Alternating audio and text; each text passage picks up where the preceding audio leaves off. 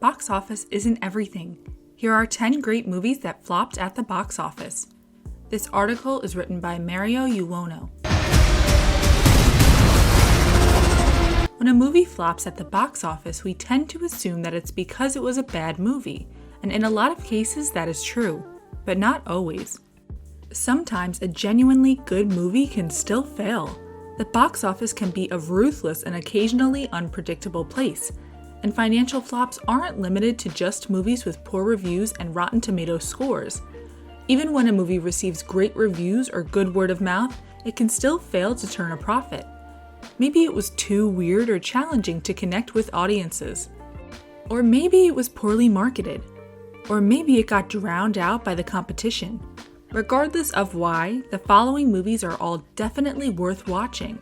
And despite tanking at the box office when they were first released, they managed to turn things around and go on to become cult favorites or even just widely beloved classics. In fact, a few entries on this list might surprise you. Budgets and domestic box office numbers below provided by Box Office Mojo, thenumbers.com, and IMDb, and not adjusted for inflation. The first rule of Fight Club is, you do not talk about Fight Club. Blade Runner 1982 and Blade Runner 2049, 2017. Tell either side there's no wall. You bought a war. Blade Runner, budget $28 million, box office $32 million. Rotten Tomatoes, 90%. Blade Runner 2049, budget $150 million, box office $92 million. Rotten Tomatoes, 88%. The original Blade Runner from director Ridley Scott and starring Harrison Ford is nowadays regarded as a masterpiece and heavily influential in shaping the visual and thematic language of countless modern cyberpunk works. And the follow-up from director Denis Villeneuve and starring Ryan Gosling is, in my opinion, one of the best sci-fi films to come out of a studio in years. And yet both films bombed. In fairness, at the time of their releases, both films also divided critics, and the films weren't exactly crowd pleasers, leaning more towards a cerebral tone, slow and deliberate pacing, and an emphasis on atmosphere. The original film also had the misfortune of competing against Star Trek II: The Wrath of Khan, The Thing, also on this list, and worst of all, E.T. Still, both films are now considered classics of their genre. Children of Men, 2006. Hello, Theo. How have you been? Budget, $76 million. Box office, $35 million. Rotten Tomatoes, 92%. Alfonso Cuarón's dystopian thriller Children of Men, in which Clive Owen's character is tasked with escorting the first pregnant woman in years in a world rendered infertile, is one of my favorite films ever. It boasts compelling themes, great performances, and some very impressive and intense action sequences. Calm down, tell me what's happened. We were attacked. Okay, just wait, I'm gonna cover. In a way, this is a precursor to the work Cuarón would eventually achieve with Gravity. It's a shame the film failed at the box office. Maybe the film's bleak tone and subject matter turned off audiences. It also probably didn't help that the film was released on Christmas Day. Not exactly the feel-good movie people were clamoring for. Still, it received a great deal of critical acclaim, awards nominations, and also found its audience on home media. It also now routinely appears on many best-of lists. It's a go. Fight Club, 1999. Budget, $63 million. Box office, $37 million. Rotten Tomatoes, 79%. Fight Club is nowadays considered one of the best and most iconic movies in the careers of director David Fincher and of stars Brad Pitt and Edward Norton. Jesus, I'm sorry. Ow! Christ! By the ear, man. I fucked it up. But that wasn't always the case. At the time of its release, critics didn't know what to make of the movie's use of violence and nihilistic humor, philosophy and messages of anti-capitalism and toxic masculinity. And Fox executives back then were unsure as to how to market the film, so they played up the film's fighting angle to draw male audiences, which Fincher worried would give audiences a wrong impression, and he was right. Yet despite underperforming at the box office, it would become one of the most influential, controversial, and talked about films of the year, and the 90s in general, with fans still debating its themes to this day. You do not talk about Fight Club. And that's not getting into its real-world impact of inspiring actual fight clubs. Fights will go on as long as they have to. Hocus Pocus, 1993. Budget, $28 million. Box office, $39 million. Original release. Rotten Tomatoes, 39%. This one's admittedly a bit of a cheat in that it wasn't a critical success at the time of its release. As to why it flopped, Disney made the odd decision to release it in July to take advantage of kids being off school for the summer, despite its story, and released it the same weekend as Free Willy. It eventually fell out of the top 10 after just 2 weeks of release. While it did make back its budget, not including marketing, it still failed to turn a profit. Nevertheless, as we talked about in our profile, the film endures as a modern Halloween classic thanks to strong word of mouth and annual showings on cable. The film's camp charm, with its mix of dark and fun tones, is also bolstered by spirited performances from Bette Midler, Kathy Najimy, and Sarah Jessica Parker. And now you're mine. You can't stop the things I do. Hugo, 2011. Who are you? Hugo. Budget, $150 million. Box office, $73.8 million. Rotten Tomatoes, 93%. Not even Martin Scorsese is immune to box office flops in this, easily the lightest film he's ever made. And it's a shame, as this is one of his more intriguing films, telling a fantastical yet subdued kids' adventure story. Scorsese's use of 3D is excellent, considering the film's more modest scale, and the cast, which includes Asa Butterfield, Chloe Grace Moretz, Ben Kingsley, and Sacha Baron Cohen, delivers strong work. I'm sorry.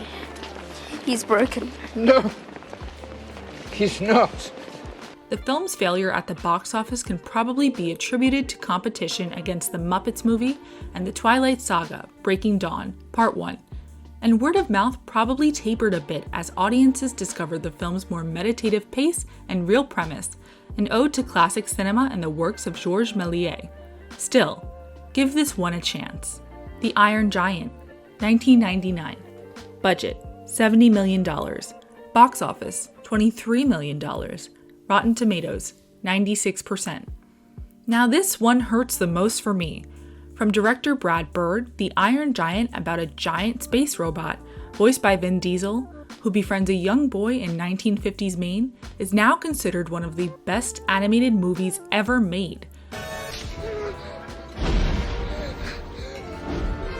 But it took time for the film to find its audience. Despite widespread acclaim, Warner Brothers' marketing campaign for the film was poor, with the studio reluctant after their previous animated film, Quest for Camelot, failed at the box office. The film also struggled against the rising power of films from both Pixar and DreamWorks Animation.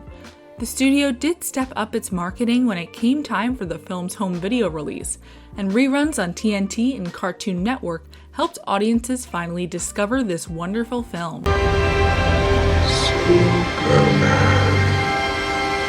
Scott Pilgrim vs. the World, 2010. I realized how stupid that would be. That's okay. You just need to sign for this, all right? So do you want to go out sometime? Budget, $60 million. Box office, $31.5 million.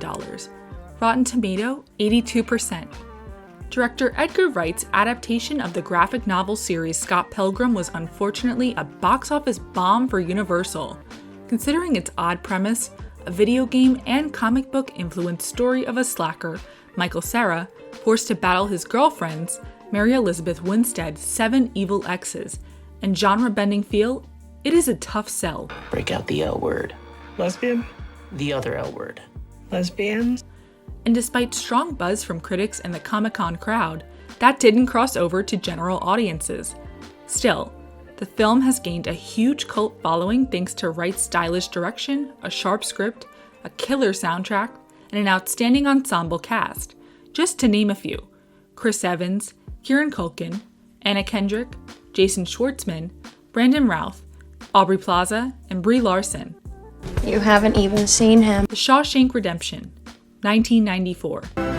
Better get used to that idea. Oh my holy God. Budget, $25 million. Box office, $28 million. Rotten Tomatoes, 91%. Strange to think that director Frank Darabont's uplifting The Shawshank Redemption was a box office bomb, considering how ubiquitous and beloved the Tim Robbins Morgan Freeman drama is now. It's often featured on many critics' best of lists, as well as being ranked number 1 on IMDb's top-rated movies chart for years now. There's no one simple answer as to why it flopped. Maybe the title befuddled people, maybe audiences at the time didn't care for prison dramas. The movie also had the misfortune of being released close to 2 films that dominated the zeitgeist, Pulp Fiction and Forrest Gump. Still, it went on to receive 7 Academy Award nominations, including Best Picture, which garnered some interest, and the film finally found its audience on cable repeats and home video, bolstering its reputation.